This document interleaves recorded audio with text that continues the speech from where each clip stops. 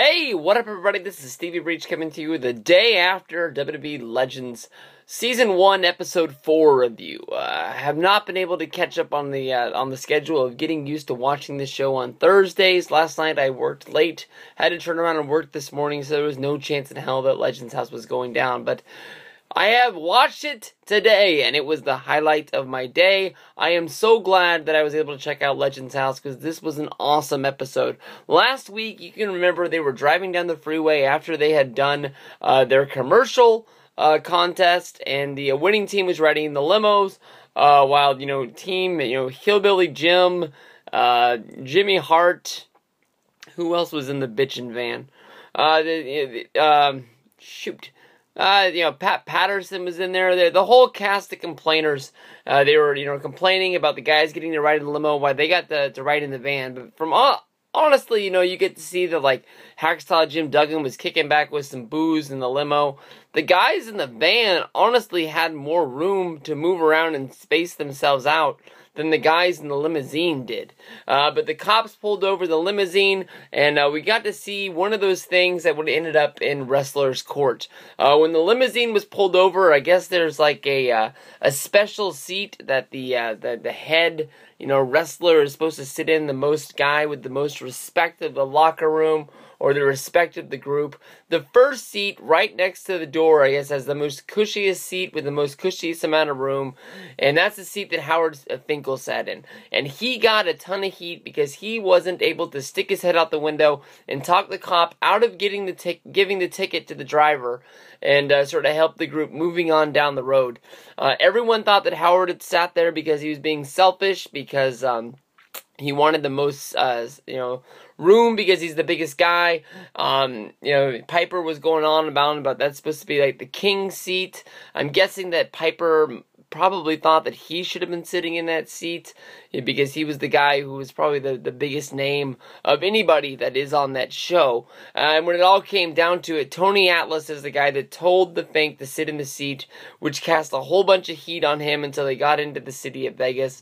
Everybody was all excited about going out and getting their first meal, but Mean Gene Okerlund said that he wanted to sandpaper his balls before they got there and went out to eat. He wanted to get freshened up in the van, and he didn't want to go straight to the thing. So basically, Jimmy Hart was complaining that they weren't going to eat in a matter of time.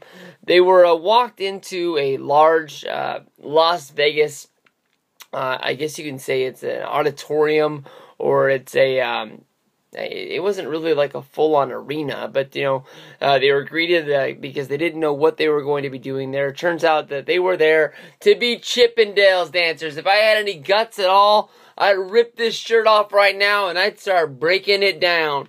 But in order to become Chippendales dancers, they had to go out and they had to hit the town at a local salon. They had to get manscaped, which none of the guys knew who they were. The first guy to get up into the chair was Hillbilly Jim, who got his full chest and back waxed, while Jimmy Hart, while Mean Gene Okerlund got spray tan down. Everybody got a little bit of a haircut. Everybody got a little bit of a trim. It was funny to see guys get in there. Hillbilly Jim seemed to like the waxing. He wasn't all for it, but once it started going down, he just sort of went with it.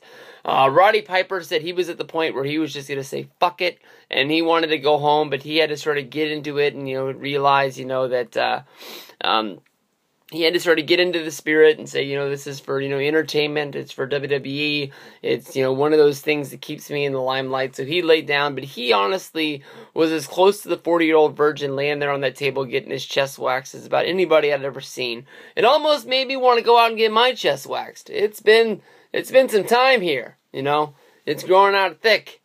But, yeah, it is what it is. They go from there. They go to their Chippendales dance routine. The first thing you learn when you become a Chippendales dancer is the proper way to rip your shirt off. You rip it down and out. So that way you're not tripping over it. It doesn't get hung up on your belly or on your pants. That way you're able to get a good grip on it and you rip it all the way out. Then they planned out a routine where they were kind of like men at work walking around with road cones and road signs. And they did a little over dance. And then they also trained to do the Risky Business routine where they slid out there like Tom Cruise in Risky Business. They played a really close, but not close enough Bob Seger cover. Was it Bob Seger? Seger sings that song, right? I'm pretty sure he does.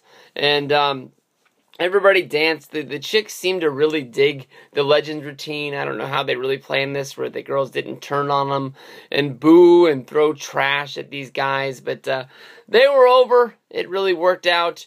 While they were in the backstage, sort of going through their training, Tony Atlas, pushed Hacksaw Jim Duggan to the point where Hacksaw Jim Duggan and Tony Atlas almost went at it in the back, and Hacksaw had to say, it wasn't for, the crowd of the Chippendales people. They didn't pay their money to see Tony Atlas versus Hacksaw Jim Duggan, so they sort of had to put it on hold. And once everybody got back, you could really feel the vibe between Hacksaw and between Tony Atlas. Neither of them, well, Tony Atlas seemed to he's almost like the bully of the deal. Like if we're going to do this, let's get this down. Like every time Hacksaw walked in the room, he creepily turned his head and just sort of stared at him like, we got to do this. While Hacksaw knows that if he throws blows with Tony Atlas, it's going to be a major buzz killer for the rest of the Legends House show.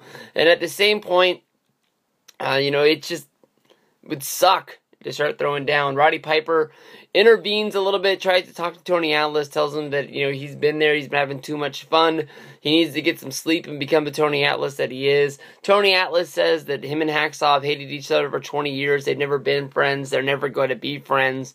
So, he's sort of just leaving it as it is what it is. I'm guessing that they're saying the fight is going to be coming soon. Hacksaw cuts a killer promo where he's just saying everything in the world he can say to try and sell a fight to make you think that Atlas versus Hacksaw is going to happen at WrestleMania 31.